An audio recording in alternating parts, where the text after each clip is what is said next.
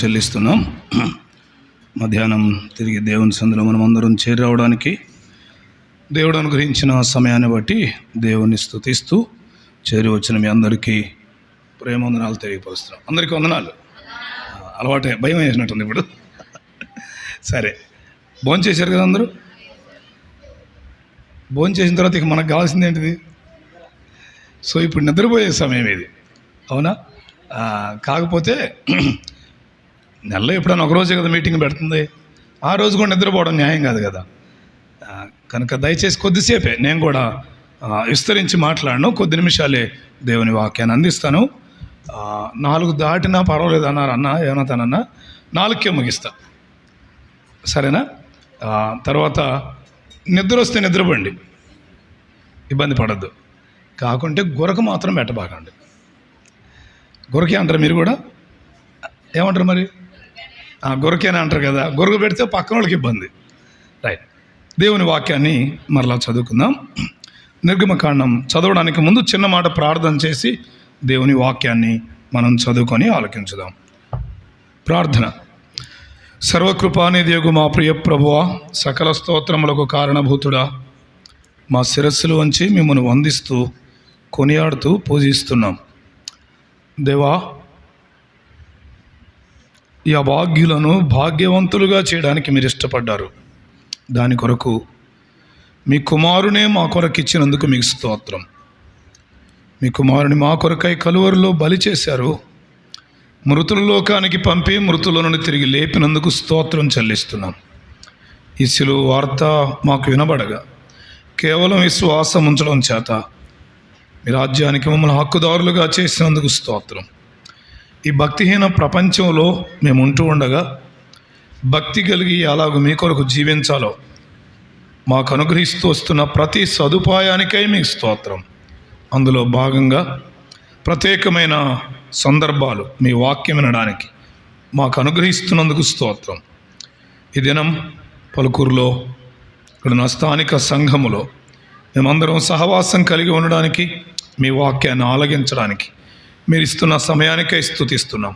ఉదయకాలం 2 వర్తమానాల ద్వారా మీరు మమ్మల్ని దర్శించారు, మీకు స్తోత్రం. తిరిగి మధ్యాహ్న కాలం మీ సన్నిధిలో ఉండగా కొద్ది నిమిషాలు మీ వాక్యం చదువుకొని ధ్యానించుకోబోతుంటుండగా మీ మాటలు మాకు అర్థమగినట్లుగా సహాయం చేయండి. దేవా, నిద్రమత్తు లేకుండా చేయండి. మనుష్యుడు మాట్లాడితే ఎవరికి మేలు కలుగదు నాయనా. మీ వాక్యం మీది, ప్రజలమైన మేము మీ వారం. మీరు మాట్లాడండి, మాకు వినుబుద్ధిని, వాక్యాన్ని గ్రహించి అనుసరించే మనస్సును దయచేయమని, సమయాన్ని దీవెనకరంగా ఉంచమని ప్రభువైన యేసుక్రీస్తు నామమున స్తోత్రములు చెల్లించి ప్రార్థించి మీ వాక్యాన్ని ఆలకించబోతున్నాము తండ్రి. ఆమేన్.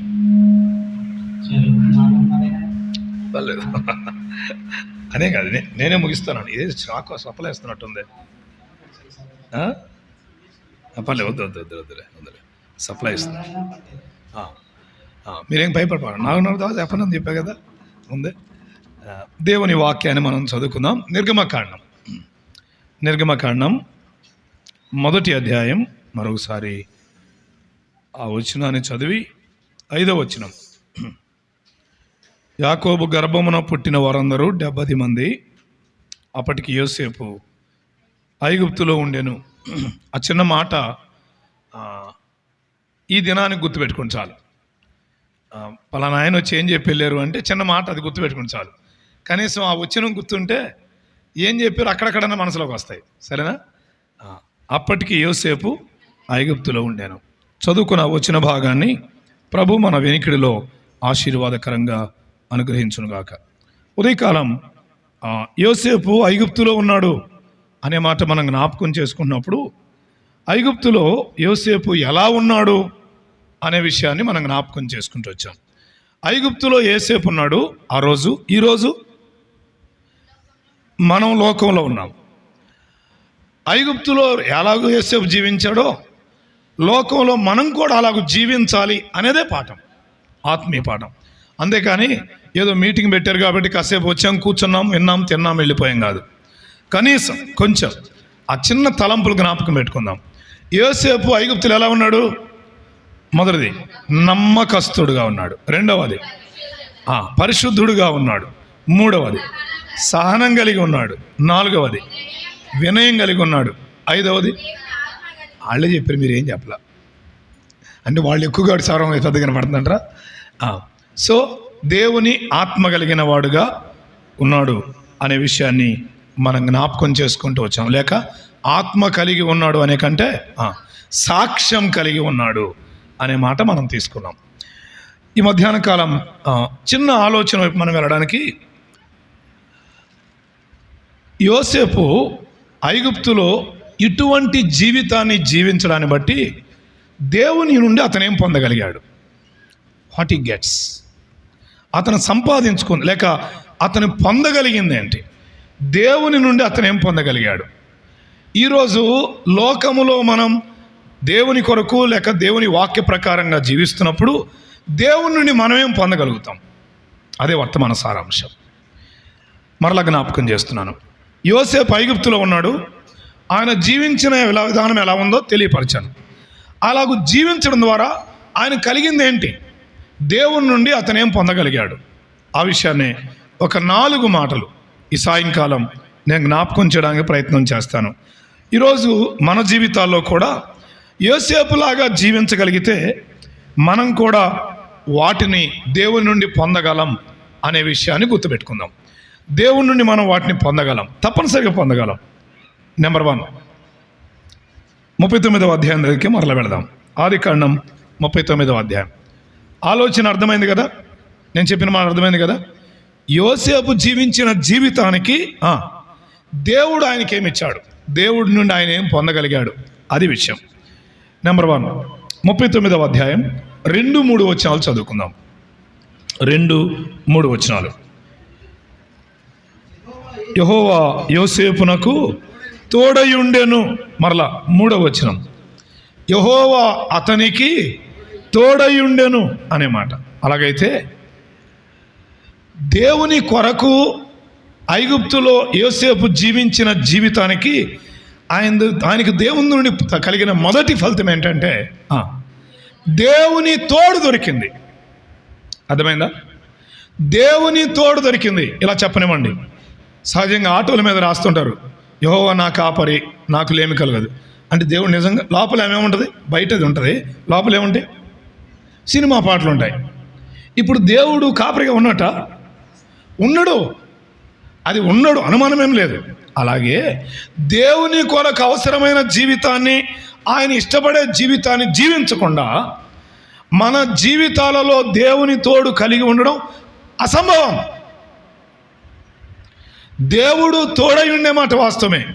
పాత నిబంధనలో అనేక సందర్భాల్లో చెప్పాడు.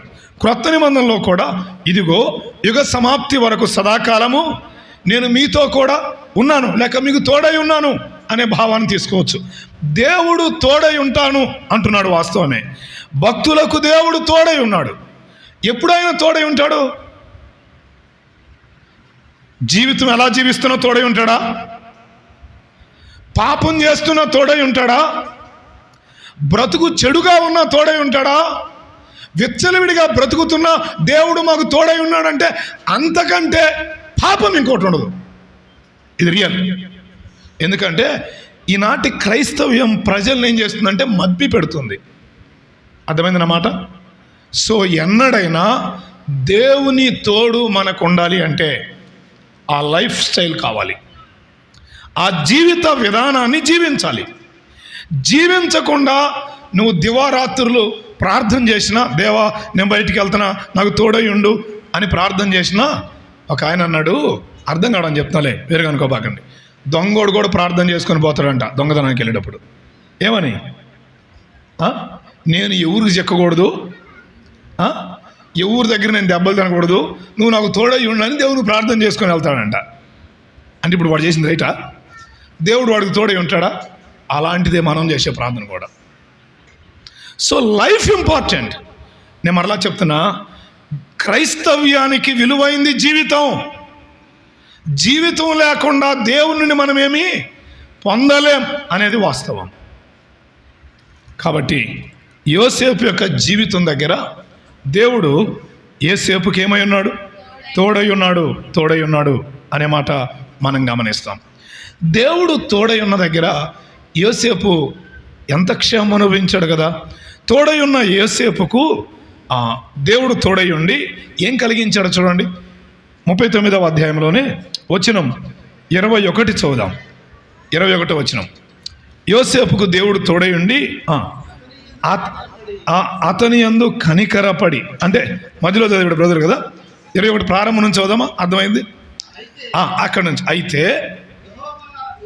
యోసేపునకు తోడై ఉండి, అదే మాట కదా, యెహోవా యోసేపునకు తోడై ఉండి అతని యందు కనికరపడి అతని మీద ఆ చెరసాల యొక్క అధిపతికి బాబా ఏం మాట చెప్పాడండి. తోడుగా దేవుడు ఉండడం ద్వారా అధిపతికి యోసేపు మీద ఏం కలిగింది? కటాక్షం కలిగింది. అంటే దేవుడు తోడై ఉండడం చేతనే చెరసాల అధిపతి కటాక్షం కలిగింది. ఖైదీలందరినీ యోసేపు చేతికి అప్పగించాడు. అంటే దేవుని కటాక్షాన్ని పొందగలగడానికి దేవుని తోడు ముఖ్యమైంది. అతనికి లేక దేవుని కటాక్షం అధిపతికి కటాక్షము కలుగునట్లు చేసింది. ఎవరు చేశారు? ఆ మాట కావాలా. ఎవరు చేశారు? ఎవరి పట్ల? యోసేపు పట్ల. దేని బట్టి? వెరీ గుడ్, తన జీవితాన్ని బట్టి. అయితే అదే సమయంలో ఆ జీవితాన్ని బట్టి దేవుని తోడై ఉన్నాడు. తోడై ఉండగా చెరసాలాధిపతికి ఈయన మీద ఏం కలిగించాడు? అది అక్కడ ఆ సీక్వెన్స్. జీవితాన్ని బట్టి తోడై ఉన్నాడు, అర్థమైందా? తోడై ఉండడాన్ని బట్టే అధిపతి కటాక్షం కలిగింది. అధిపతి కటాక్షం కలిగింది. నా జీవితాల దగ్గర మనము దేవుని తోడు కలిగి ఉంటే మన మీద ఇతరులకేం పుట్టిస్తాడు? ఆయన కటాక్షం పుట్టిస్తాడు. ఆయన మన మీద జాలి పుట్టిస్తాడు, మన మీద మనస్సు పుట్టిస్తాడు. మన సమస్యల దగ్గర, మన పరిస్థితుల దగ్గర ఇతరులు మన మీద కటాక్ష పడేట్లుగా, ఇతరులు మన మీద జాలి పడేట్టుగా ఆయన చేయగలడు, ఆయన మనకు తోడై ఉంటే. మాత్రమే కాదు, 39వ అధ్యాయం వచనం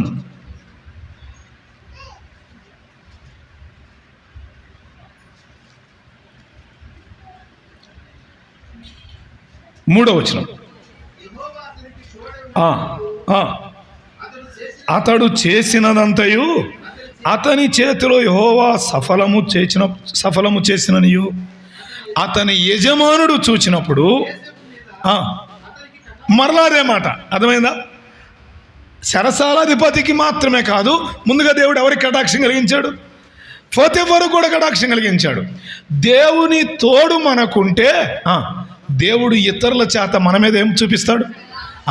జాలి పడేట్టుగా, కటాక్షం చూపించేట్లుగా ఆయన కార్యాలు ఆయన జరిగిస్తాడు అనేది ముఖ్యమైన ఉద్దేశం. సో కటాక్షం అనే మాట మనం జ్ఞాపకం చేసుకుంటున్నాం.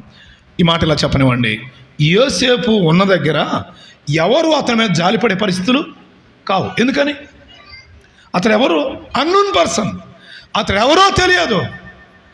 అతడు ఒక అనామకుడు, ఒక బానిస. కానీ ఇటు పోతీఫరుకి కానీ, చెరసాల నాయకునికి కానీ ఒక మాట ఇలా చెప్పనివ్వండి, ఫరో కూడా ఇతని మీద ఏం కలిగించాడు? ఆ పదం అక్కర్లేదు కానీ తప్పక దేవుడు ఆ కార్యం జరిగించాడు. సో నీవు నేను ఆ ఇతరుల కటాక్షం మనం పొందాలి అంటే, ఇతరులు మన పట్ల కార్యాలు జరిగించాలంటే మనకు కావాల్సిందేంటి? దేవుని తోడు. ఇది మర్చిపోవాకండి, దేవుని తోడు. దేవుని తోడు ఉండాలంటే జీవితం ముఖ్యం. జీవితం ముఖ్యం. నేను ఎంత సేవ చేశానది కాదు, నా జీవితం ఎలాంటిది ముఖ్యం. ఒక ఆయన అన్నాడు, పాపం చేస్తున్నా కూడా వరాలు ఆపరేట్ అవుతాయి అన్నాడు. అవుతాయి. దేవుడు ఇచ్చింది ఏం చేయడు? తీసుకోడు. కానీ అందుకని మేము పాపం చేస్తున్నా మేము వాక్యం చెప్తుంటే చలామణి అవుతున్నాం, మేము పాడబడిన చలామణి అవుతున్నాం అంటే దేవుడు ఒక దినాన్ని ఏం చేయబోతున్నాడు? లెక్క అడగబోతున్నాడు. కాబట్టి జాగ్రత్త వహించాల్సిన విషయం ఏంటంటే, జీవితం జాగ్రత్త వహిస్తే యోసేపులే దేవుడు మనకు కూడా తోడై ఉంటాడు. ఒకటి కటాక్షం కలిగిస్తాడు. రెండవ వచనం చదువు. ఇప్పుడు 2వ వచనం. యోసేపునకు తోడై ఉండెను కనుక అతడు వర్ధిల్లుచు అన్నాడు. అలాగైతే కటాక్షం కలిగిస్తాడు ఇతరులకు మన మీద. రెండవది వర్ధిల్ల చేస్తాడు, మన జీవితాన్ని వర్ధిల్ల చేస్తాడు, మన కుటుంబాన్ని వర్ధిల్ల చేస్తాడు. నేను అంటాను, ఎవరో ఏదో మనకి ఇవ్వక్కర్లేదు, మన కలిగిన రూపాయిని దేవుడే వర్ధిల్ల చేస్తాడు, మన స్థితిని ఆయన వర్ధిల్ల చేస్తాడు. ఆయన వర్ధిల్ల చేస్తే, అంటే ఇలా చెప్తాను, ఆయన గొప్ప చేస్తే తక్కువ చేసేవాడు ఎవడున్నాడు, ఆయన గొప్ప చేస్తే దించేవాడు ఎవరు ఉండరు. అర్థమైందా? సో చాలాసార్లు నన్ను ఎప్పుడు పెద్దం చేస్తారు, నన్ను ఎప్పుడు చావకుండా చేస్తారు, ఎక్కర్లేదు. అసలు నన్ను ఎవరు అక్కర్లేదు. అర్థమైందా? దేవుడు తగిన దినాన ఆయన చేస్తాడు. నువ్వు ఆయన తోడు కలిగి ఉండి చాలు. ఆయన వర్ధిల్ల చేస్తాడు. ఆయన వర్ధిల్ల చేస్తే అందరూ నోటి మీద వెళ్ళేసుకోవాల్సిందే. అవునా కదా? మా నాన్నగారు ప్రారంభ పరిచర్య దినాలు చక్కగా వర్తమానం అందిస్తున్నారు. ఏమనుకోబాకండే, పెద్దల గురించి అవట్లేసామా నేను. అక్కడున్న ఆ రోజుల్లో ఉన్న పెద్దలు ఈయన వాక్యం చెబుతుంటే కొంచెం ఇబ్బంది పడ్డారు. మెట్టుకు రాజారావు, నువ్వు వాక్యం చెప్పడం లేదు, కొద్ది కాలం ఆపేస్తున్నావు అన్నారు. ఏ రీజన్ లేదు, కారణం లేదు. నువ్వు వాక్యం చెప్పకూడదు కొద్ది కాలం అన్నారు. ఆగిపోయారు. ఆయన మౌనం ఉండిపోయాడు. 4-5 నెలలు 6 నెలలు అయింది. ఆయన వాక్యం చెప్పకపోతే కొంతమంది తట్టుకోలేకపోతున్నారు. కొంతకాలం అయిన తర్వాత ఒక సహోదరి తన ఇంటి దగ్గర కూడికి పెట్టుకొని, మా ఇంటి దగ్గర రాజన్నే వాక్యం చెప్పాలంది. ఇప్పుడు ఏం చేయాలా? సంఘ పెద్దలు ఏం చేయాలా? రీజన్ కూడా ఏం చెప్పలేదు వాళ్ళు. సంఘానికి ఇంటిమేషన్ ఇవ్వలేదు. కొన్నిసార్లు ఎదిగే వారికి వారి మీద అసూయ పడకూడదు, ఎదిగే వారిని ప్రోత్సహించాలి. ఎదగడానికి కొంతమందిని ప్రోత్సహించాలి, ఎదిగే వారిని అణచడానికి ప్రయత్నం చేయకూడదు. ఒకవేళ నేను అంటాను, సూర్యుని కిరణాలను మన చెయ్యి అడ్డం పెట్టి ఆపలేము. వర్ధిల్లే వ్యక్తిని ఎవరు ఆపలేరు. ఒక టైం వస్తుంది, అప్పటి వరకు ఆగలేదు చాలు. దేవుని వాక్యం చెప్పే మాట ఇలా చదువుకుందామా? పేతురు రాసిన మొదటి పత్రిక, అపోస్తులైన పేతురు రాసిన మొదటి పత్రిక 5వ అధ్యాయం 5వ వచనం చదువుదామా? 5:5 తేలిగ్గా గుర్తుపెట్టుకోవచ్చు. 5:5 చిన్నపిల్లలారా మీరు పెద్దలకు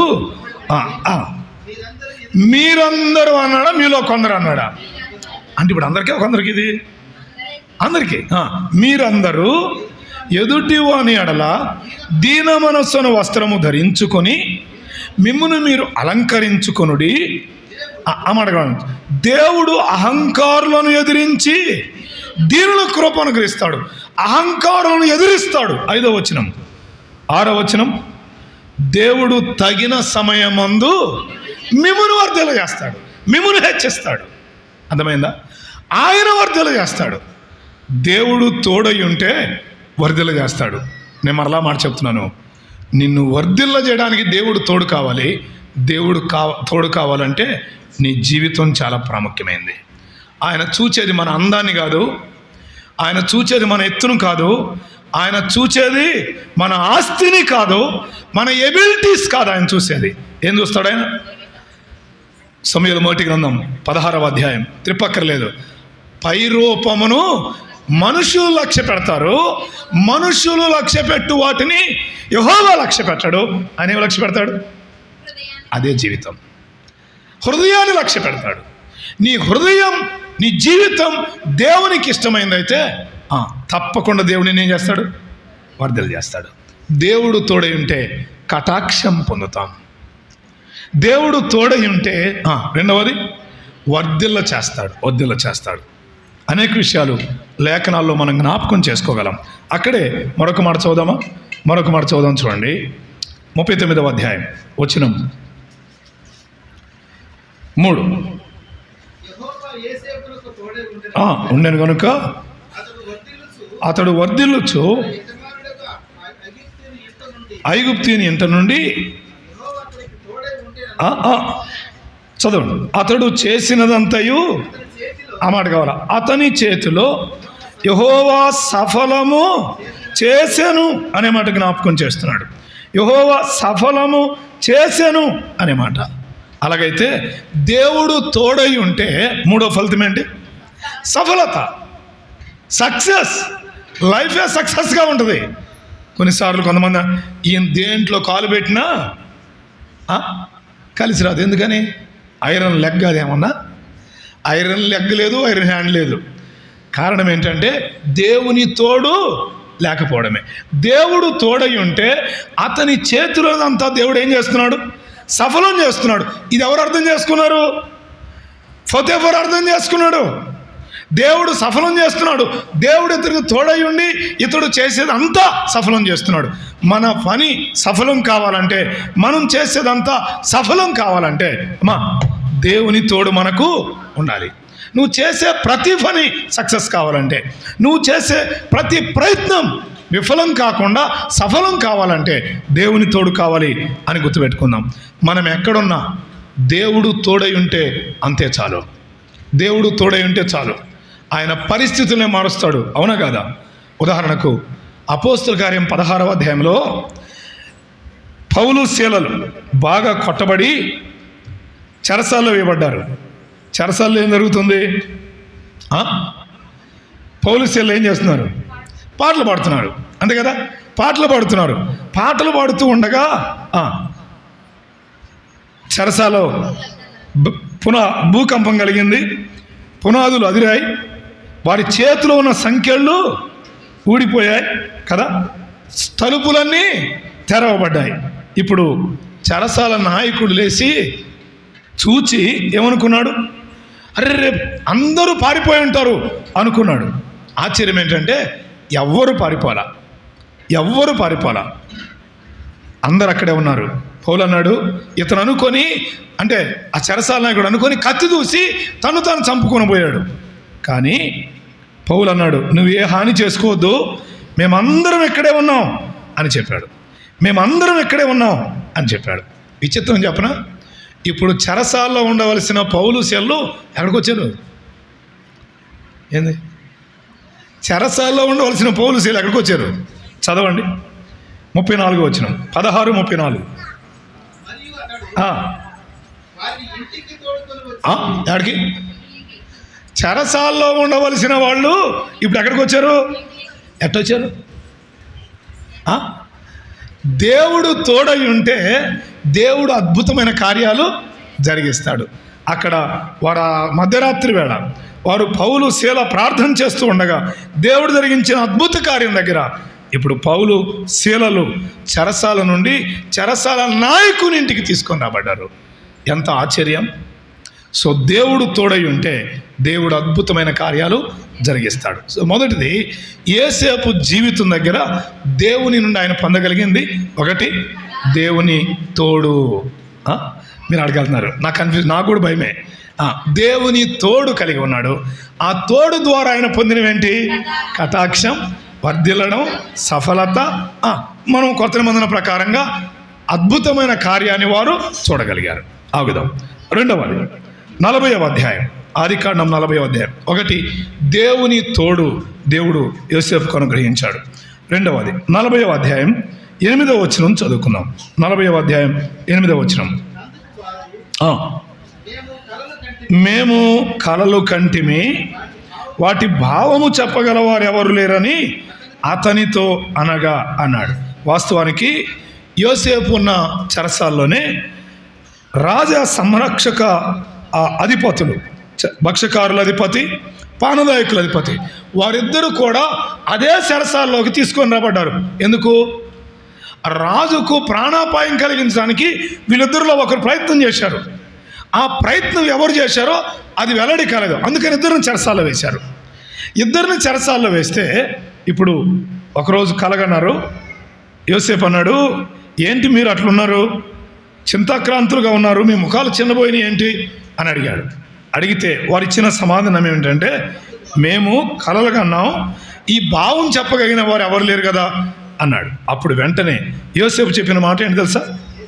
యోసేపు వారిని చూచి, భావములు చెప్పుట దేవుని ఆధీనమే కదా అన్నాడు. ఈ మాట మనసులో పెట్టండి. భావములు చెప్పుట దేవుని ఆధీనమే కదా అని మీరు దయచేసి ఆ కళలు వివరించి చెప్పండి అన్నాడు. వారు కళ వివరించి చెప్పినప్పుడు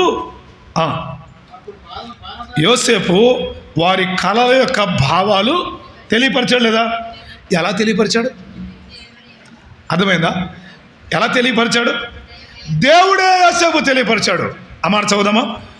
41వ అధ్యాయంలో ఆ మాట ఉంటుంది. 41వ అధ్యాయంలో వచనం 39.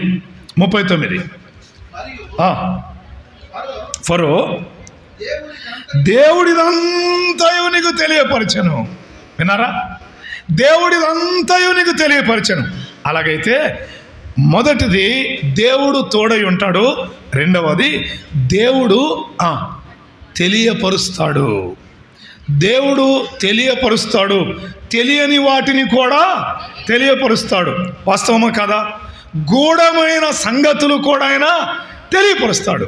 దేవుడు తోడై ఉంటే, దేవుడు మనతో ఉంటే, దేవునికి మనం మొరపెట్టుకుంటే, అడుగుమో నేను గూఢమైన సంగతులు తెలియపరుస్తా అన్నాడు లేదా? ఆయన తెలియపరుస్తాడు. కళ భావాలు తెలియపరిచాడు. అవి ఎవరి ఆధీనం? దేవుని ఆధీనం.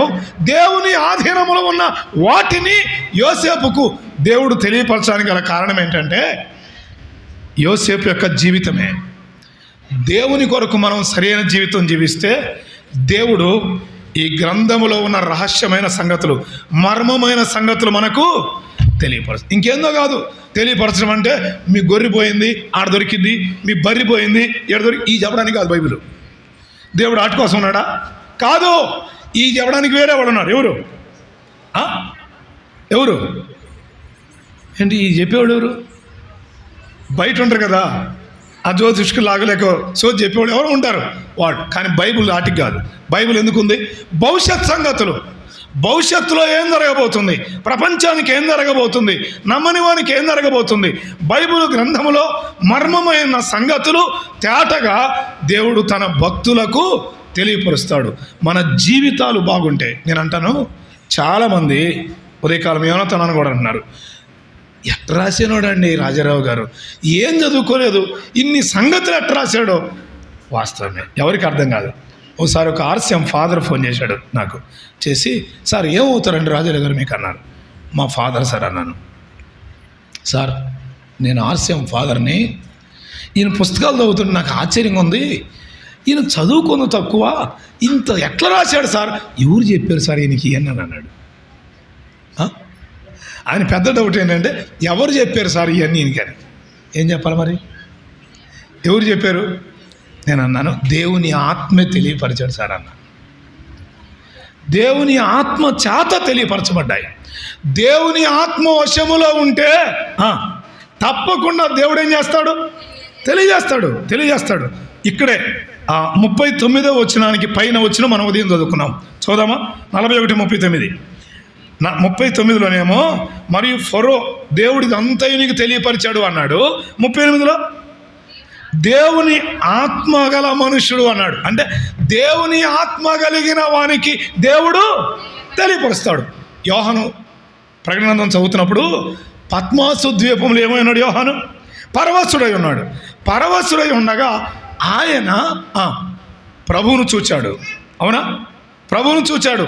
అక్కడ రాయబడిన మాట ఏంటంటే, అన్నాడు, నేను తెలియపరిచే సంగతులు నువ్వేం చేయాలి? రాయాలి, వాటిని రాయాలి అన్నాడు. అవునా? చదువుదాం ఒకసారి, గమనం కూడా చదువుదాం.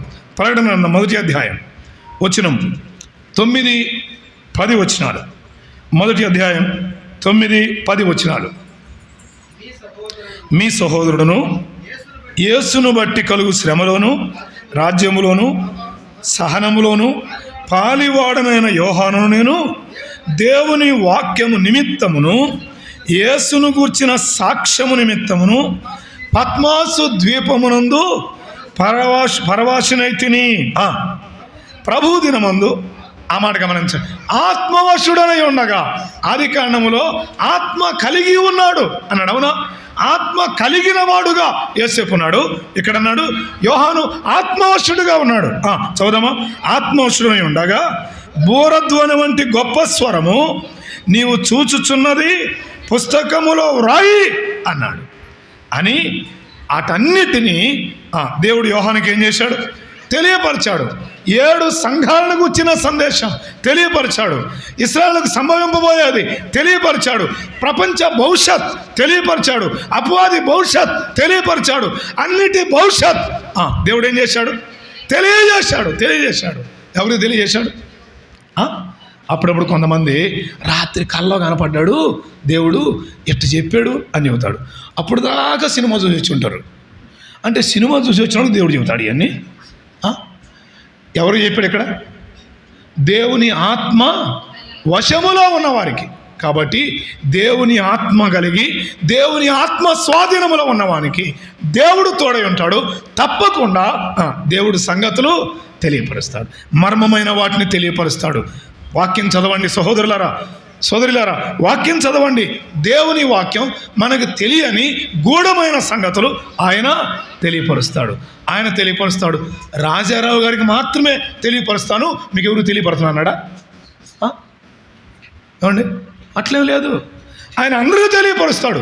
కాకపోతే సమస్య ఏంటంటే ఇంకొక విషయం చెబుతాను, మా కుటుంబ సంగతి చెప్తున్నా, మీకు రహస్యం చెప్తున్నా.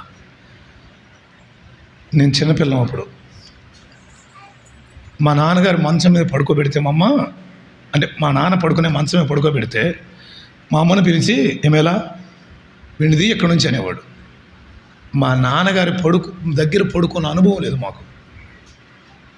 వినండి మాట, మా నాన్నగారి దగ్గర ఇప్పటికీ నా పిల్లలు నాకు పడుకుంటారు, కానీ మా నాన్న దగ్గర నేను పడుకున్న అనుభవం లేదు. తర్వాత ఎవరైనా అమ్మ నాన్న ఊరెళ్ళి వస్తుంటే డాడీ వస్తుంటే ఊరి నుంచి ఏం చేస్తారు?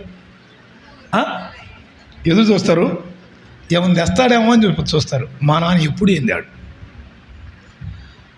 ఒకసారి మా సంఘంలో ఒక ఆయన అడిగాడు, ఏంటయ్యా రాజా పిల్లల పట్ల పట్టించుకోవంటే ఆయన అన్నాడు, పట్టించుకోకపోవడమే లేదు కానీ వాళ్ళకి దగ్గర అయితే దేవునికి దూరం అవుతాను నేను అన్నాడు. దేవునికి దూరం అయితే దేవుని సంగతులు నేను పొందలేను అన్నాడు. ఈనాడు బ్రదర్న్ అసెంబ్లీస్లో బైబిల్ గ్రంథమంతా మన చేతికి వ్యాఖ్యాన రూపకంగా అందించగలిగిన వ్యక్తి ఎవరు? దైవజనుల రాజారావు గారే. కారణం, కుటుంబాన్ని అంతగా దూరంగా పెట్టి దేవుని ఆత్మవశంలో ఉన్నాడు. దేవుడానికి తోడై ఉండి అన్ని సంగతులు తెలియపరిచాడు. అనేక మందికి అర్థం కాదు ఈ విషయం. ఇంకొక రహస్యమైన విషయం చెబుతాను, మీరు ఎవరికి చెప్పాకండి. వారికి చెప్తున్నాలే. నాకు ఊహ వచ్చిన తర్వాత మా అమ్మ మా నాన్న ఒక మంచం మీద కూర్చోవటం కూడా నేను చూడలేదు. అంతగా లైఫ్ని దేవుని కొరకు అప్పగించుకున్నాడు. అది వశం అంటే. జాన్సన్ వరకు మాకు వల్ల కాదు, అయ్యి కుటుంబాల బాధ్యతలు అట్టున్నాయి. ఆయన ఎట్లా చేయగలిగాడు అర్థం కాని విషయం ఇది, రియల్ ఇది. సో అందుకనే ఆయన అంత గొప్పగా దేవుని కొరకు వాడబడ్డాడు. అంతగా అనేక మందిని దేవుని కొరకు సంపాదించగలిగాడు. చనిపోయి కూడా ఈరోజు మనతో మాట్లాడుతున్నాడు. చనిపోయి కూడా మనతో మాట్లాడుతున్నాడు. నేను ఎన్నో స్థలాలకు వెళుతున్నాను, ఎన్ని స్థలాలకు వెళ్ళినా ఆయన గురించి చెప్పే మాటలు ఇవే, ఆయన గురించి అనేక మంది చెప్పే విషయాలు అవే. కాబట్టి పగటి వేళ దేవుని సంగతులు మనకు అర్థం కావాలంటే దేవునితో లేక దేవుని కొరకైన జీవితాన్ని మనం జీవించగలగాలి. దేవుని కొరకు మనం చక్కగా జీవిస్తే దేవుడు మర్మమైన విషయాలు మనకు తెలియపరుస్తాడు. దేవుడు తన సంగతులు మనకు తెలియపరుస్తాడు అని జ్ఞాపకం పెట్టుకుందాం. ఇక్కడ ఇంకో చిన్న మాట చెప్పి నేను 3వ మాట దగ్గరికి వెళ్తాను. యోసేపుకు ఇలా వినండి. యోసేపుకు వివాహమైందా లేదా? అమ్మాయ్యా, ఏం పేరు వాళ్ళ ఆవిడ పేరు? వాళ్ళ భార్య పేరు ఏం పేరు? యోసేపు భార్య పేరు ఏం పేరు? సరే చూడండి, 41వ అధ్యాయం 45వ వచనం. 45వ వచనం. మరియు ఫరో యోసేపునకు జపనత్ పనేహ అని పేరు పెట్టి అతనికి, నువ్వు చెప్పావు కదా పాప, బోని యొక్క యాజకుడైన పోతేఫరు కుమార్తెకు ఆసెనతును ఇచ్చి పెండ్లి చేసెను అనే మాట చెప్పాడు. పెండ్లి చేసెను అంటే యోసేపుకు ఆసెనతును ఇచ్చి పెండ్లి చేశాడు. అక్కడ యోసేపుకు పెట్టబడిన పేరు అక్కడ చెప్పాడు. ఫరో యోసేపుకు మరొక పేరు పెట్టాడు అన్నాడు. ఏమని? నేను ఎందుకు ఆ మాట అడిగానంటే ఆ పెళ్లి సందర్భంగానే ఆ పేరు కనపడింది యోసేపుకి. ఇంకెక్కడ కనపడుతుంది బైబిల్లో? ఏం పేరు? అరే భార్య పేరు కాదు ఇప్పుడు నేను అడిగింది, యోసేపు పేరు. రే ఏందయ్యా, యోసేపుకు పేరు పెట్టాడు కదా అక్కడ రాజు. ఏమని? అది జప్నత్పనేహు అని పేరు పెట్టి ఓను కుమార్తె అయిన ఆసేనాతునిచ్చి పెళ్లి చేశాడు. ఎందుకు ఈ మాట చెప్పానంటే జప్నత్పనేహు అనే పేరుకి అర్థం ఏంటంటే రహస్యాలను వెల్లడి చేసేవాడు అని అర్థం. రహస్యాలను వెల్లడి చేసేవాడు అని అర్థం. అర్థమైందా? రహస్యాలను వెల్లడి చేసేవాడు. ఎందుకు నేను యోసేపు పెళ్ళి అయిందా భార్య పేరు అయిందా ఎందుకు అడిగానంటే యోసేపు యొక్క పేరు జప్నత్పనేహు అని పెట్టినట్లుగా ఈ కాంటెక్స్ట్ దగ్గర మాత్రమే కనపడింది, ఇంకెక్కడ కనపడదు. ఓకేనా? జప్నత్పనేహు అంటే అర్థం ఏంటంటే రహస్యాలను వెల్లడి చేసేవాడు. ఎలా వెల్లడి చేస్తున్నాడు? ఎవరు చెప్తున్నారు ఇంక ఇవన్నీ? దేవుడు తెలియపరుస్తున్నాడు. రాజుల గ్రంథాల్లో కూడా మనం గమనిస్తాం. ఎలీషా కాలంలో సిరియా దగ్గర సంగతులన్నీ ఇక్కడ ముందుగానే తెలియపడుతున్నాయి. వాళ్ళు ఏం చేయలేకపోతున్నారు. అసలు ఎంతకు మన సంగతులన్నీ ఎవరు తెలియపరుస్తున్నారు వాళ్ళకి అని అంటే అక్కడ ఒక ఆయన ఉన్నాడయ్యా, ఎవరు? ప్రవక్త అన్నాడు, దీర్ఘదర్శి, ఆయన అన్నీ తెలిసినవాడు అని చెప్పాడు. అర్థమైందా? సో దేవుని కొరకు జీవితాన్ని జీవిస్తే మర్మమైన విషయాలు కూడా మనకు తెలియపరుస్తాడు. మూడవ మాట ఆదికాండం 41వ అధ్యాయం 41వ వచనం. 41 2 చెప్పాను అమ్మామ, విలవనండి. 2 చెప్పాను. 1 యోసేపు జీవించిన జీవితానికి దేవుని ద్వారా యోసేపు పొందగలిగింది. 1 యోసేపు దేవుని తోడు, 2వది దేవుని ద్వారా తెలియపరచబడట. అవునా? దేవుని ద్వారా సమస్తం తెలియపరచబడట. 3వది వచ్చిన 39 క్షమించండి 41 మరియు ఫరో చూడుము, ఐగుప్తు దేశం అంతటి మీద నిన్ను నియమించున్నాను అని యోసేపుతో చెప్పాను. ఈ మాట గమనించండి. ఐగుప్తు దేశమంతటి మీద నియమించాడు. 40 వచనం చదువుదామా? 40 నీవు నా ఇంటికి అధికారి అయి ఉండాలి అన్నాడు. ఫరో ఇంటికి అధికారి అయ్యాడు. ఆ మాట చెప్తూ అన్నాడు, నా ప్రజలందరూ నీకు విధేయులై ఉందురు, సింహాసన విషయంలో మాత్రమే నేను నీకంటే పైవాడనై ఉందునని యోసేపుతో చెప్పాను. మరియు ఫరో చూడుము అని చెప్పి ఐగుప్తు దేశం అంతటి మీద నిన్ను నియమించాను అన్నాడు. వినాలి మాట. యోసేపును దేవుడు ఇప్పుడు ఈ మాటల ప్రకారం ఏం చేశాడు?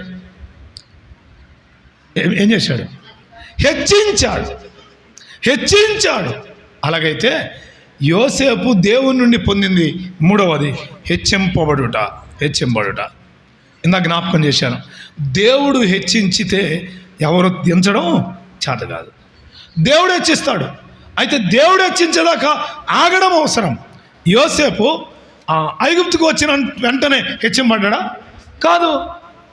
సరసాల నుంచి బయటికి రాగానే హెచ్చింపడ్డా? కాదు. ఇట్స్ టేక్ టైం, సమయం ఉంది. బైబిల్ చెప్పిన మాట ఏంటంటే ప్రతిదానికి సమయం కాదు, ప్రతిదానికి సమయం ఉంది. దేవుడు తగిన కాలంలో హెచ్చిస్తాడు అని జ్ఞాపకం చేశాడు. ఇక్కడ అంచెలంచెలుగా దేవుడు యోసేపుని ఏం చేశాడు? హెచ్చించాడు. ఇలా అంటాను,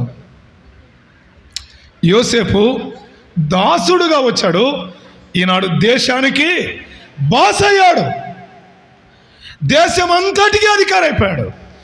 ఇంతగా హెచ్చించింది ఎవరు? ఇంతగా హెచ్చించేవారు దేవుడే హెచ్చించాడు. నేను అంటున్నాను, మనను మన కుటుంబాలను హెచ్చించేవాడు ఎవరు? దేవుడే. దేవుడు హెచ్చించాలంటే ఏం చేయాలి?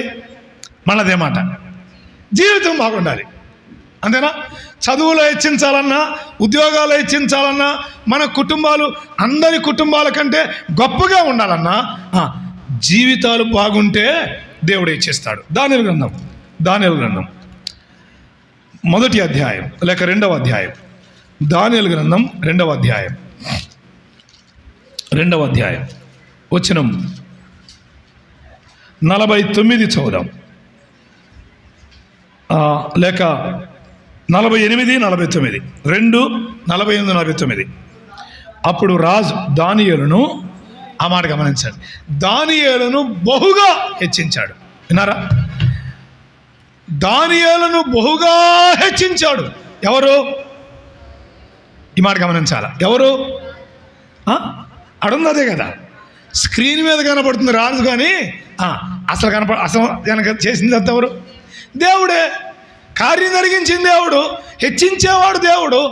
రాజు హృదయాన్ని కూడా మార్పు చేసి రాజుకు ఆ కళ తీసుకొని వచ్చి ఆ కళభావాన్ని దానియేలుకు తెలియపరిచి దానియేలు ద్వారా కళ భావాన్ని చెప్పించి ఇప్పుడు రాజు ద్వారా దానియేలును ఏం చేశాడు? దేవుడు బహుగా హెచ్చించాడు.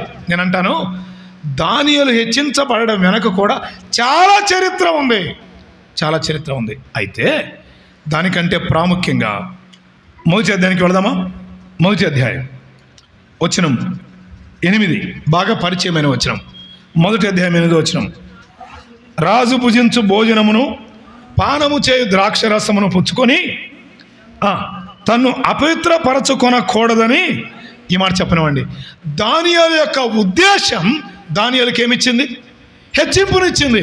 అంటే ఆ ఉద్దేశం దేని గురించింది? దానియేలు ఉద్దేశం దేని గురించింది? ఆ ముక్క పట్టుకుని చాలు, నన్ను ఫాలో అయినట్టే. దానియేలు యొక్క ఉద్దేశం దేని గురించిందంటే జీవితాన్ని గురించి. జీవితం పవిత్రంగా ఉండాలి, జీవితం దేవుని కొరకు చక్కగా ఉండాలి అని జాగ్రత్త వహించాడు. జీవితాన్ని గురించిన ఉద్దేశం గల వారిని దేవుడు హెచ్చిస్తాడు, బహుగా హెచ్చిస్తాడు. ఆశ్చర్యం ఏంటంటే అసలు యోసేపు ఎక్కడా, యోసేపు స్థితి ఎక్కడా? ఇప్పుడు యోసేపును దేవుడు ఎలా హెచ్చించాడు? రాజు ఉంగరం ఇచ్చాడు. ఎవరికి? నీకు నాకు ఇస్తారు ఎవరన్నా? రాజు ఉంగరం ఇచ్చాడు. ఇంకేం చేశాడు? రాజు యొక్క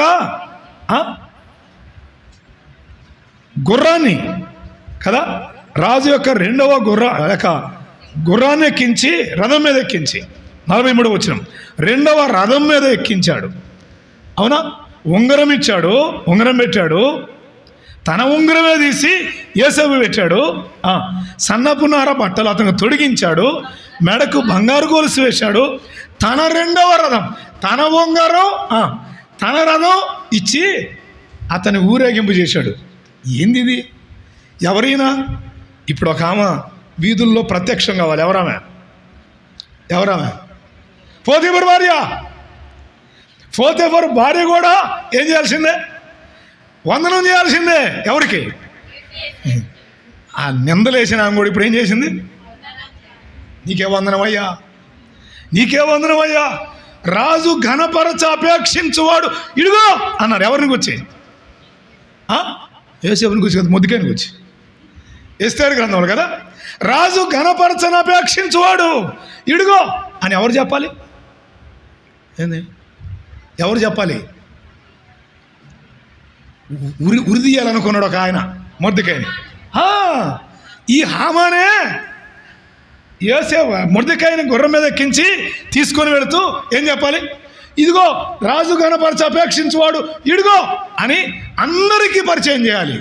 అర్థమైందా? అక్కడేమో హామాను, ఇక్కడేమో పోతీఫరు భార్య కూడా ఏం చేయాలా? చరిత్ర తిరగరాస్తాడు దేవుడు, అంత హెచ్చిస్తాడు. ఎప్పుడు? లైఫ్ బాగుంటే, జీవితాలు జాగ్రత్త కాపాడుకోగలిగితే. అందుకే ఒక మాట చెప్తాడు, మాట ఇలా చదవడానికి ఇష్టపడుతున్నాను. తెస్సలోనికీయులకు రాయబడిన మొదటి పత్రిక, అపోస్తలుడైన పౌలు తెస్సలోనికీయులకు రాసిన మొదటి పత్రిక 4వ అధ్యాయం 4 వచనం 5 వచనం కలిసి ఉన్నాయి. చదువుదామా? 4, 5 వచనాలు. దేవుని ఎరుగని అన్యజనుల వలె కామాభిలాషల యందు కాక పరిశుద్ధత యందును ఘనత యందును తన ఘటమును, ఆ మాట గమనించారా? తన్ను తాను కాపాడుకోవడం నేర్చుకోవాలి. తన ఘటాన్ని, శరీరాన్ని, దేహాన్ని, జీవితాన్ని కాపాడుకోవడం నేర్చుకోగలగాలి. అమ్మా, జీవితాలు కాపాడుకున్న వారిని దేవుడు ఏం చేస్తాడు? హెచ్చిస్తాడు. యోసేపు కాపాడుకున్నాడు జీవితాన్ని, దేవుడు హెచ్చించాడు. దానియేలు కాపాడుకున్నాడు, దేవుడు హెచ్చించాడు. దానియేలు స్నేహితులు కూడా హెచ్చించబడ్డారు లేదా? దేన్ని బట్టి? దేవుని కొరకు జీవితాలు బలివ్వడానికి ఆయన ఇష్టపడ్డారు. జీవితాన్ని కాపాడుకోవడం ఒక ఎత్తు అయితే, దేవుని కొరకు జీవితాలు ఇవ్వడం మరొక ఎత్తు. అలాగే ఇవ్వగలిగినప్పుడు తప్పకుండా దేవుడు ఏం చేస్తాడు?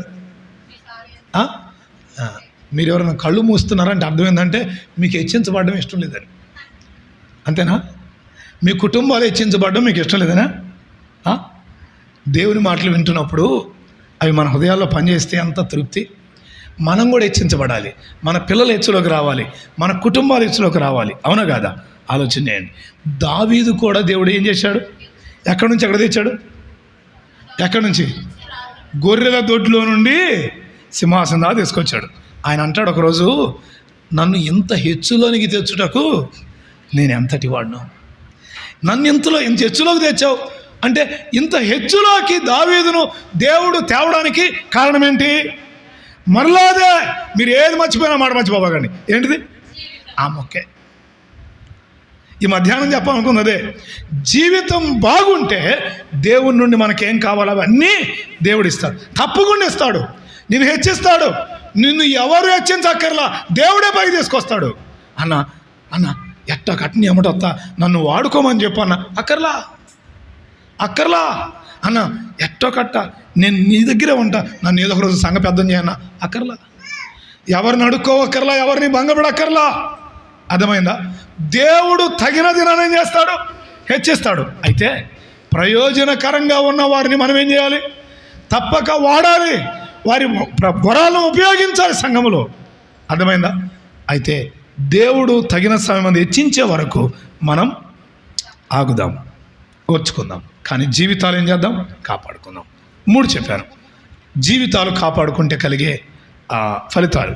లేక యేసేపు దగ్గర యేసేపు దేవుని నుండి పొందినవి 3 జ్ఞాపకం చేశాను. 4వ చెప్పి నేను ఆగుతాను. చదువుదామా? ఆదికాండం 1, దేవుడు తోడై ఉంటాడు. 2, దేవుడు తెలియపరుస్తాడు, తెలియని వాటిని తెలియపరుస్తాడు. 3వది దేవుడు హెచ్చిస్తాడు. 4వది 47వ అధ్యాయం 5వ వచనం 6వ వచనం చదువుదాం. 47వ అధ్యాయం 5, 6 వచనాలు. 47వ అధ్యాయం 5, 6 వచనాలు. ఫరో యోసేపును చూచి, నీ తండ్రియు నీ సహోదరులను నీ యొద్దకు వచ్చున్నారు, ఆ ఐగుప్తు దేశమును ఎట ఉన్నది, ఈ దేశములోని మంచి ప్రదేశమందు నీ తండ్రిని నీ సహోదరులను నీవు నివసింపచేయుము అన్నాడు. విన్నారా మాట? 47వ అధ్యాయం 5, 6 వచనంలో ఫరో దగ్గర ఇప్పుడు యోసేపు తండ్రి, యోసేపు అన్నలు అక్కడ నిలబడ్డారు. అప్పుడు మాట్లాడుతున్నప్పుడు ఫరో చెప్పిన మాట, ఇది ఐగుప్తు దేశం అంతటా నీ ఎదుట ఉంది. ఈ మాట వినండి, ఈ దేశంలో ఎక్కడైనా వారు నివసించవచ్చు అన్నాడు. ఇలా చెప్పనివ్వండి, దేవుడు యోసేపును అనేకులకు మేలుగా ఉంచాడు. నేను రాసుకున్న మాట అది. దేవుడు యోసేపును అనేకులకు దీవెనగా ఉంచాడు, అనేకులకు ఆశీర్వాదకరంగా ఉంచాడు. అబ్రహామును దేవుడు వాగ్దానం చేశాడు కదా, జనములకు నిన్ను ఆశీర్వాదకరంగా ఉంచుతా, నిన్ను ఆశీర్వదించే వారిని ఆశీర్వదిస్తా, నీ నామం గొప్ప చేస్తా. అవునా? ఆయన అనేకులకు ఆశీర్వాదకరంగా ఉంచుతాను అని వాగ్దానం చేస్తూ వచ్చాడే. అబ్రహాముతో చేసిన వాగ్దానాలు. అవును, ఈరోజు యోసేపులో కూడా అదే మనం జ్ఞాపకం చేసుకోగలం. దేవుడు యోసేపును అనేకులకు ఆశీర్వాదకరంగా ఉంచాడు, లేక దీవెనకరంగా ఉంచాడు, క్షేమకరంగా ఉంచాడు. నాదొక ప్రశ్న, నీవు నేను ఇతరులకు దీవెనకరంగా ఉన్నామా? కనీసం మన ఇంటి వారికి ప్రయోజనకరంగా ఉన్నామా? చదువుదారండి. అదే 47వ అధ్యాయం 12వ వచనం. 47:12 చదువుతారు ఒకసారి. 47:12.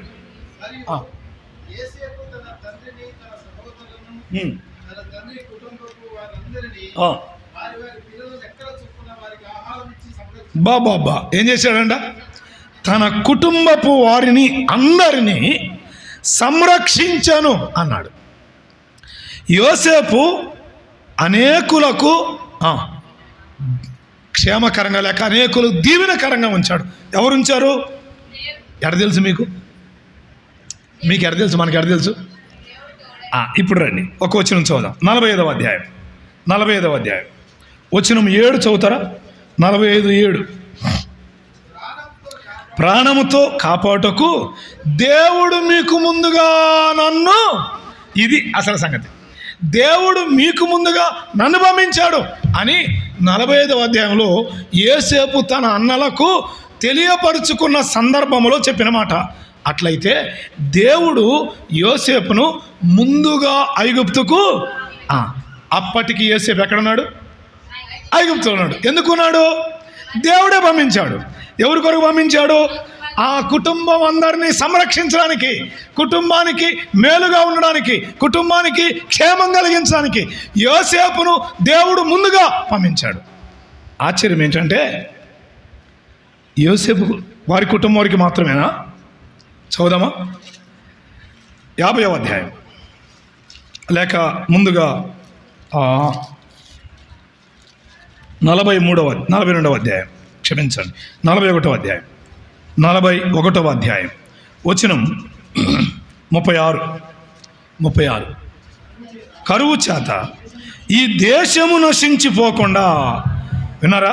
కరువు ద్వారా ఈ దేశము, అలాగైతే వినండి జాగ్రత్తగా, యోసేపు కుటుంబానికి మాత్రమే కాదు దేవుడు ఈయన దీవెనకరంగా చేసింది, ఐగుప్తు దేశానికే దీవెనకరంగా చేశాడు. ఎంత ఆశ్చర్యం!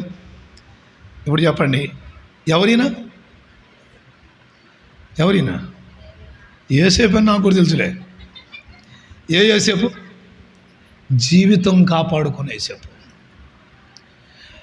యోసేపు జీవితాన్ని కాపాడుకోవడం. ఆ ఇంట్లో ఎవరు లేరు, పాపం చేస్తే అయిపోద్ది. ఇంతసేపు చెప్పుకునే అవకాశం ఆయన గురించి లేదు. యోసేపు పాపం చేశాడు, అయిపోయింది చరిత్ర. కానీ ఇంత గొప్పగా మా నాన్నగారు రాసిన పుస్తకాలు, ఒక అద్భుతమైన పుస్తకం పాత నిబంధనలో ప్రథమ జ్యోతి, యోసేపు జీవిత చరిత్ర. అది ఆదికాండంలో 6వ భాగం. అది అద్భుతంగా రాశాడు నాన్నగారు. ఇంత గొప్ప చరిత్ర రాశారు. పాత నిబంధనలో ప్రథమ జ్యోతి అనే టైటిల్ ఇచ్చారు. ఆత్మ ఆలోచించద్దు దేవుడు నాన్నగారికి. పాత నిబంధనలో ప్రథమ జ్యోతి అనే టైటిల్ ఇచ్చారు. వినండి, ఐగుప్తు దేశమంతటికి ఆయన్ని క్షేమకరంగా ఉంచాడు. 50వ అధ్యాయానికి రండి. 50వ అధ్యాయం వచనం 20 చదువుదామా? 50:20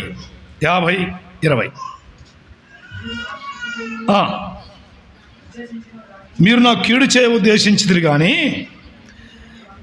నేటి దినమున జరుగుతున్నట్లు, అనగా బహు ప్రజలను, అలాగైతే ఇప్పుడు చెప్పండి, ఎంతమంది బ్రతుకుతున్నారంట? అబ్బా, యోసేపు కుటుంబం వారికి, ఐగుప్తు దేశానికి, ఇప్పుడు చెప్పాలా, ఇంతమందికి యోసేపు ఏమయ్యాడు? మేలు చేసేవాడయ్యాడు. ఇంతమందికి ఆయన మేలు చేస్తున్నాడు. మరి నువ్వు ఒక్కడికన్నా మేలు చేస్తున్నావా? మన వల్ల ఒక్కరికన్నా మేలు ఉందా? మనం కీడు కారణంగా ఉన్నామా?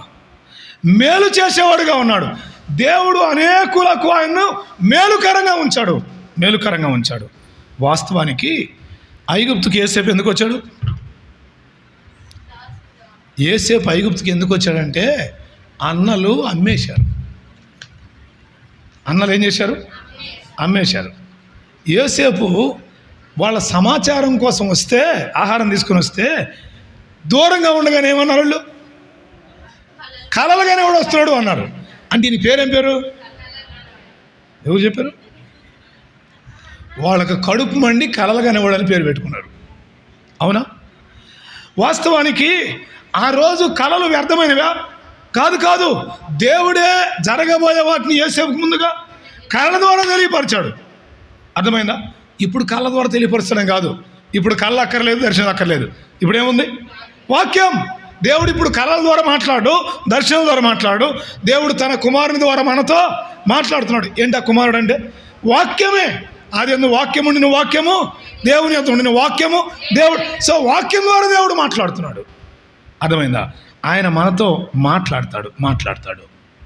సో దేవుడు అనేకులకు మేలుకరంగా ఉంచాడు యోసేపును. నీవు నేను ఒక్కరికైనా, కనీసం నీ ఇంటి వారికైనా మేలు చేస్తున్నావా? నీ భక్తి జీవితం కొందరికైనా మేలుగుందా? మన జీవితం బాగుంటే మన ఇంటి వారికి మేలుగా ఉంచుతాడు, మన బంధువులకు మేలుకరంగా ఉంచుతాడు, ఇరుగు పొరుగు వారికి మేలుకరంగా ఉంచుతాడు, అనేకులకు దీవెనకరంగా ఆశీర్వాదకరంగా నిన్ను నన్ను ఆయన ఉంచుతాడు. నేను ఆగుతున్నాను. యోసేపులో ఆయన జీవించిన జీవితాన్ని బట్టి దేవుడు 4 రకాల కార్యాలు ఆయన జరిగించాడు. 1, తోడుగా ఉన్నాడు. 2, తెలియని వాటిని తెలియపరిచాడు లేక తెలియపరిచాడు. 3, హెచ్చించాడు. 4, అనేకులకు మేలుకరంగా ఉంచాడు. నేను అంటాను, మనం మన జీవితాలు కాపాడుకోవడం చేత అయితే నిన్ను బట్టి నీ కుటుంబం మేలు పొందిద్ది. నువ్వు ప్రార్థనకు వస్తున్నావు కానీ నీ ఇంటికి కొంతైనా మేలు కలుగుతుందా? కొన్నిసార్లు కొంతమంది అనే మాట ఏంటంటే, నేను అన్ని కొడుకులకి వెళ్తున్నా, నేను ఎంత ఆరాధన చేస్తానో కానీ నా ఇంటికి అంత కీడే కలుగుతుంది. ఎందుకు కలుగుతుంది? ఎక్కడో జీవితంలో తేడా ఉంది, ఎక్కడో తేడా ఉంది. కాపాడుకోవడంలో, జీవితాలు జాగ్రత్త చేసుకోవడంలో తేడా ఉంది. ఉదయకాలం సోదరులు చెప్తే ఒక మాట చెప్పారు. ఏమనంటే, పాపం కొన్నింటి మనం పెద్దగా పాపమని ఎంచం, అవునా కాదా? కొన్నింటి మనం ఆ తేనె తీసుకొని నోటి మీద 4 మీద రాసుకుంటే పాపమా అనిపించింది, పండు తింటే పాపమా అనిపించింది. చిన్నగా మనం చేసే కొన్ని కార్యాలు ఉంటాయే, పెళ్ళిళ్ళ దగ్గర, గృహప్రవేశాల దగ్గర, అదేమన్నా అదేం లేదండి, మా బంధువులు ఒప్పుకోవట్లేదు. అబద్ధం ఆడకుండా చెప్పు. బంధువులు కాదు, అసలు ముందు నీకు ఎక్కడ ఉంది? నీ మనసులో ఉంది. చెయ్యాలని ఇది పాపం. అందుకే దేవుడు కొన్నిసార్లు ఏం చేయట్లేదు, నీ ద్వారా ఇతరులకు మేలు లేదు, నిన్ను బట్టి నీకు మేలు లేదు. అందుకే దేవుడు నువ్వేమీ పొందలేకపోతున్నావు. మన ఇంటి వారికి, మన బంధువులకు, ఇతరులకు మనం ఎలా ఉండాలి? మేలుకరంగా ఆలోచించేయండి. నీ జీవితంలో దేవునికి మేలుకరంగా ఉన్నావా? ఇతరులకు మేలుకరంగా ఉన్నావా? నీ జీవితం ద్వారా ఒక్కరికైనా మార్పు కలిగిందా? ప్రభువుని నమ్ముకొని ఎంతకాలమైంది? ఒక్కరన్నా నీ ద్వారా రక్షించబడ్డారా? ఒక్కరినైనా ప్రభు దగ్గర తీసుకొని వచ్చావా? ఒకరికైనా మేలుకరంగా ఉన్నావా? ఆలోచించి తలలో ఉంచుదాం, ప్రార్థన చేద్దాం. ఇంకా ఈ కొడుకులు ఎవరైనా ప్రభువుని నమ్ముకోకపోతే ఇప్పుడైనా ప్రభువైన యేసుక్రీస్తునందు విశ్వాసం ఉంచండి. యేసు ప్రభువారు నిన్ను ప్రేమించి నీ కొరకు ప్రాణం పెట్టినవాడు. ఆయనందు విశ్వాసం ఉంచితే పరలోకం, ఆయన విసర్జిస్తే నరకం. సోదరులారా, నీవు నేను మన ఇంటి వారి రక్షణ కొరకు మేలుకరంగా ఉన్నామా? దేవుడు మేలుకరంగా మనల్ని మార్చడానికి ఇష్టపడుతున్నాడు. మన జీవితాలు ఆటంకంగా ఉన్నాయి. ఇంట్లో వాళ్ళు, నీ భర్త, నీ పిల్లలు చూచి నువ్వే బాగులేవు, మేము వస్తాం మందిరానికి అంటున్నారు కదూ. ఎందుకు ఈ కూడిక? నా జీవితాలు మార్పు చెంది దేవుని కొరకు జీవించడానికి, అనేకులకు మేలుకరంగా ఉండడానికి. దేవుడు మేలుకరంగా నేను ఉంచాలని ఇష్టపడుతున్నాడు. యోసేపు అనేకులకు మేలుకరంగా ఉన్నాడు. అనేకులు ఆయన ద్వారా బ్రతికారు. నీ ద్వారా, నా ద్వారా బ్రతుకుతున్నారా, చస్తున్నారా? వచ్చేవాళ్ళు వస్తున్నారా, ఆగిపోతున్నారా? మన జీవితాలు అనేకులకు దీవెనకరంగా ఉన్నాయా, కీడుకరంగా ఉన్నాయా? ఆలోచన చేయండి. తల వంచి ఉండగా పరీక్షించుకుందాం. ఇక నుంచైనా చక్కని జీవితాలు దేవుని కొరకు జీవించుదాం. తద్వారా దేవుని తోడు అనుభవిద్దాం. దేవుడు తెలియపరిచే వాటిని తెలుసుకుందాం. దేవుడి హెచ్చింపును అనుభవిద్దాం. దేవుని ద్వారా అనేకులకు మేలుకరంగా ఉందాం. దయగల తండ్రి, మీకు స్తోత్రం. వినబడిన మాటలు మా అందరి జీవితాలకు మేలుకరంగా ఉంచండి. మా జీవితాలను బట్టి మీ కార్యాలు మా దగ్గర జరిగిస్తారని జ్ఞాపకం చేయబడ్డాం. జీవితాలు సరిలేకుండా భక్తి మీరు ఇష్టపడరు. జీవితాలు సరిలేకుండా మా కానుక కూడా ఇష్టపడరు. ఇశ్రాయేలు గురించి మాట్లాడుతున్నప్పుడు మందిరపు వాకిళ్ళు ఎవడైనా ఒకడు మూస్తే బాగుండు అన్నారు మీరు. అవునైనా మా జీవితాలు ఇష్టపడే దేవుడు, మేము మీలాగా బ్రతకాలని కోరుకునే దేవుడు. అందుకు మీకు స్తోత్రం. మీ మాటలు మా అందరి హృదయాల్లో అన్ని రీతిలో పంచడానికి కృపనిమ్మని, రాత్రి కూడి కొరకు సిద్ధపరచమని ప్రభువైన యేసుక్రీస్తు నామమున ప్రార్థించి వేడుకుంటున్నాము తండ్రి.